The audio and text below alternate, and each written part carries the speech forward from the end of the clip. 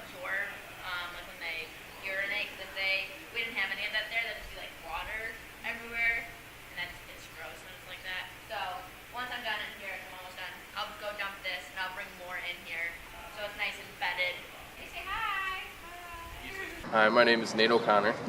I work here on the University of Illinois Animal Farm. I'm extra help, and I just get to do all the dirty work. The girls don't want to. So, how long have you been working here? When I officially started, learned a lot since then. Haven't really been around horses too much until then. And honestly, was very intimidated by these big creatures until about a couple weeks in when you get to know them a little bit. Like this one right now, I'm not too happy. I'm Dr. Kevin Klein in the Animal Sciences Department, and I specialize in horses, which is something that is really exciting to me. The horses that we have here are called standard breds. They are trotters and pacers that race with a vehicle called a sulky towing behind. It's really simple. The stallions are trained to jump on that padded dummy that you see in the other room. It's called a phantom.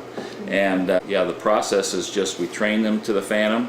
We usually still have to get them excited by having a mare in close proximity. Once they get excited, we get their penis cleaned up, and then they'll go ahead and collect into a long rubber tube, and we bring the semen in here, process it with an extender which has buffers and proteins and sugars and antibiotics and different things that'll keep it alive for a period of usually 2 to 3 days. We were looking at a mare who had foaled about 2 weeks ago, and we were looking to see if she was ready to rebreed. Believe it or not, mares can oftentimes be rebred on the very first heat cycle after they foal. We call that the foal heat, and oftentimes they'll start to come into heat as soon as a week or so after foaling. We hope that they don't ovulate before about day 14 or so, which is what she is about 14 or 15, because it takes a while for the uterus to get ready again to be healthy enough to support a pregnancy. But she held off long enough that we went ahead and bred her again today. So to determine that, we looked at the records that we had from the last few days. She had a large follicle on Monday.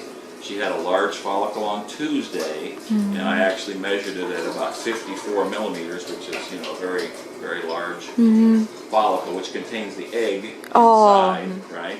And today it was flattening and shrinking, and it was only 36 millimeters.